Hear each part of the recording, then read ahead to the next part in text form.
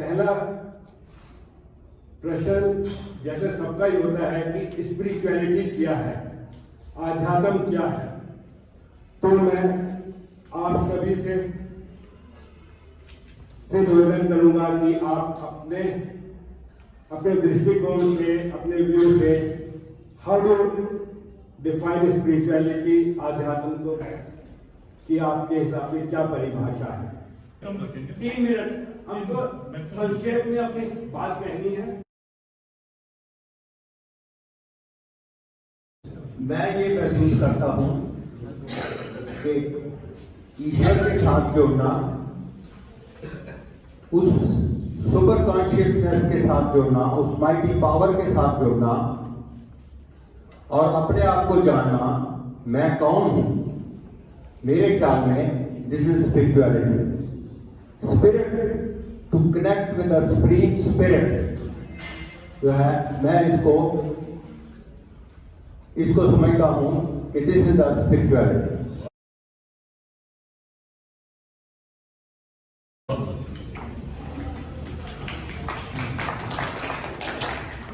Spirituality ये English का शब्द है। बेसिकली हमारे यहाँ जो भारत में खासतौर से जो अध्ययन होता है उसका इंग्लिश में शब्द ले लेते हैं, मतलब वो जोड़ तोड़ करके बात करते हैं। क्योंकि पुरानी भाषा जो है उसके अंदर इसको बोलते हैं अर्थ अध्ययन। अर्थ अध्ययन को बाद में संस्कृत करके आत्म अध्ययन बताया गया और आत्मावाद बोला गया। तो अर्थ अध्ययन का मतलब है स्वयं का अध्ययन। अर्थ का मतलब स्वयं होता है पाली भाषा के अंदर, अध्ययन का मतलब अध्ययन, यानी कि अपने आप का ध्यान लगाना, अपने आप को जानना, अपने आप को धारण करना।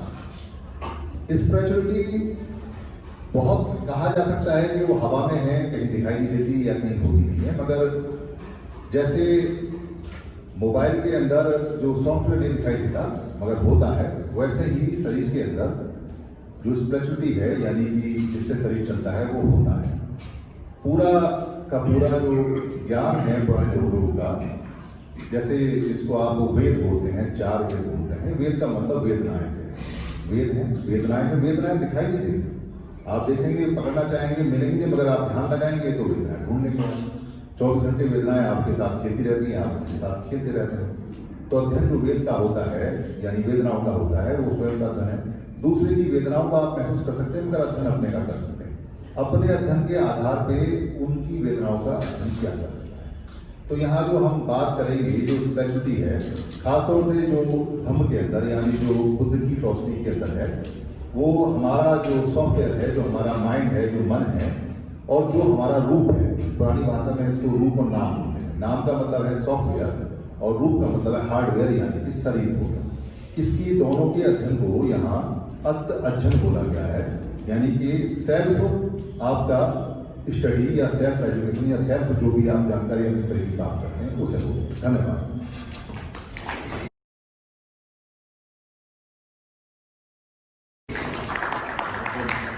बहुत बढ़िया इंट्रोडक्शन दिया,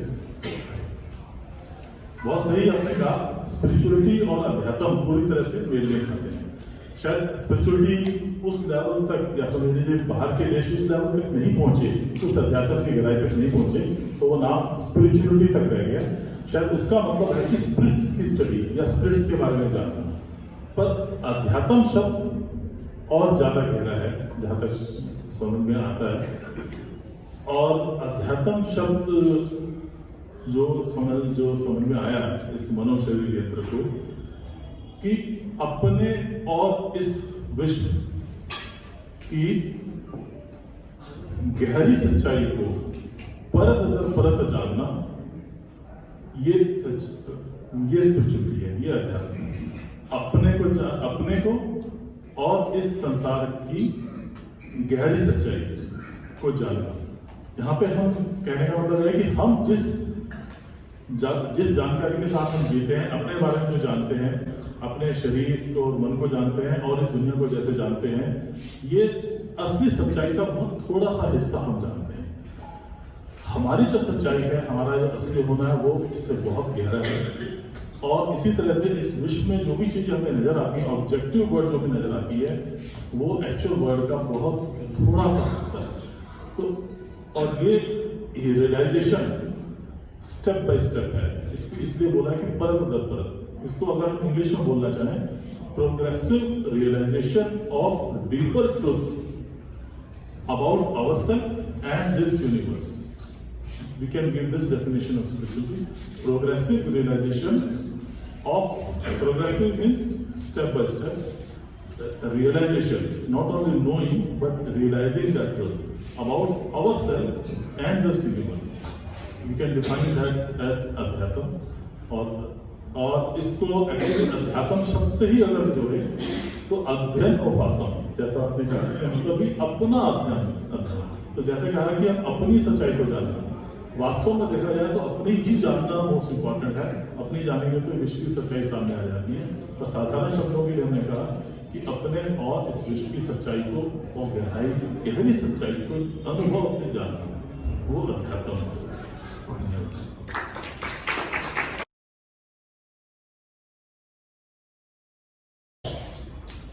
जब व्यक्ति बाहर की सांसारिक बातों से जब देखता है कि मेरे को कुछ नहीं मिल रहा है, बहुत कमाया, जैसा कि अभी मेरे और भाइयों ने कहा, बहुत कमाया, बहुत करा, लेकिन आखिर में आके जब अपनी अंतरात्मा को खोजा, वहीं पर परमपिता परमात्मा को खोजा, बाहर की वस्तुओं में जब उसको वो सब कुछ नहीं मिला और अपने अंदर मिला और अपने आप को खोजना शुरू करा, वहीं आके हम आध्यात्म की ओर जुड़ जाते हैं।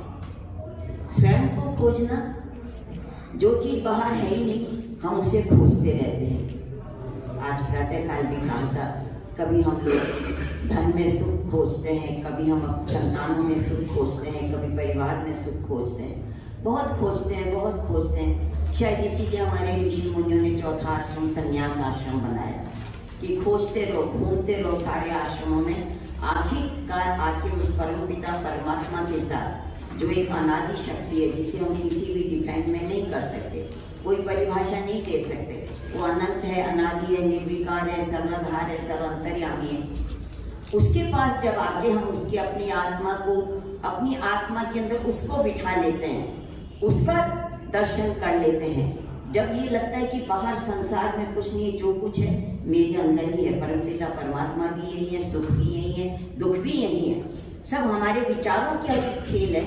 जब उस चीज के ऊपर जब हम आते हैं, तब हमें लगता है कि हाँ, ये तो आध्यात्म आत्मा से जो संबंधित होता है। आध्यात्म का संबंध धर्म से बिल्कुल नहीं है। धर्म तो सार्वभौम है, धर्म एक अलग चीज है, ये तो एक वो कॉमन चीज है जिसे कहते हैं ना, सबके लिए एक ही चीज है। आपको सुख मिलेगा तो अंतरात्मा में ही मिलेगा और कहीं नहीं मिल सकता। तो उसी एक अंतरात्मा में जो हम सुख प्राप्त करते हैं, वही आध्यात्म है। जब हमारा आत्मा खुश हो जाता है, हम पवित्र हो जाते हैं और उस निराकार के प्रति, सर्वशक्तिमान के प्रति जब हमारी आस्था पूर्ण रूपेण श्रद्धा नत हो जाता है, बस वहीं से हमारा आध्यात्म शुरू हो जाता है। यही हमारा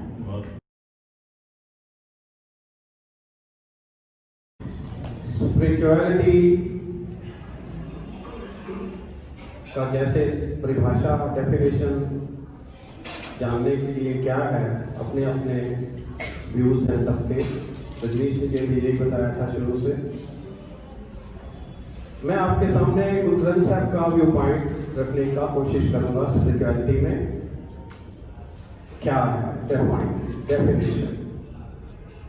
तो जो मुझे समझ में आया है गुरु ग्रंथ साहब के अध्ययन से, उसकी मैंने 5 परिभाषा एक एक लाइन की आपके सामने रखने जा रहा हूं, so that we can understand what the spirituality is. For the information of everyone of us, Guru Granth साहब की शुरुआत 1 से होती है, न्यूमेरिकल 1। अगर 1 समझ आ जाए तो बस वही सब स्पिरिचुअलिटी है। 1 से ही सब कुछ है, 1 ही सब कुछ है, 1 के द्वारा ही सब कुछ है, 1 में ही हम सब हैं, सब कुछ 1 ही है, 1 के अलावा कुछ और है ही नहीं। वननेस, उसको जानने की प्रक्रिया को स्पिरिचुअलिटी कह सकते हैं। इसको दूसरे शब्दों में कहें कि स्पिरिचुअलिटी इज अंडरस्टैंडिंग वन। दूसरी परिभाषा मैंने लिखी ऐसे कि मैनीफोल्ड मैनिफेस्टेशंस, जो भी आप देख रहे हो इस प्रकृति में, इस संसार के परे भी, everything whatever you can look at, in manifold manifestations, looking at one, ध्यान देना, in manifold manifestations, looking at one amongst all is spirituality. Looking at one amongst all in manifold manifestations, जो कुछ भी है, that is spirituality. तीसरी परिभाषा दी है realizing the ultimate doer. Realizing, जैसे अग्रवाल साहब ने भी कहा, realizing the ultimate doer and sufferer are the enjoyer. He may be a sufferer or the enjoyer, both. So realizing the ultimate doer and sufferer or enjoyer from within is a spirituality. Realizing the ultimate doer, कर्ता कौन है, मैं हूं या कोई और है, sufferer कौन है, भोगी कौन है, मैं हूं या कोई और है, एंजॉयर कौन है, मुझ में, फ्रॉम विदिन, मैं हूं या कोई और है, इसको जानने को स्पिरिचुअलिटी कहते हैं। एक और परिभाषा देने की कोशिश की, living in the real self, living not only knowing, living in the real self, not self कि जिसको मैं कह के बोल रहा हूं, रियल सेल्फ, जिसको OMI के ऊपर आपने गूगल में बहुत कुछ पढ़ा सुना समझा होगा, उसमें रहना, living in the real self is a spirituality, that is a spirituality, living in a real self. And last but not the least, क्योंकि और भी मेरे वक्ता भाई हैं, कहते हैं रिमेनिंग मर्ज्ड, ऑलवेज रिमेनिंग मर्ज, एक होके मर्ज, जैसे दूध में पानी मिल गया तो कोई सेपरेशन नहीं है, remaining merge in our origin, from where that we have come और from where that will be into ultimately, remaining merge in our origin is a spirituality, remaining merged in our origin is a spirituality.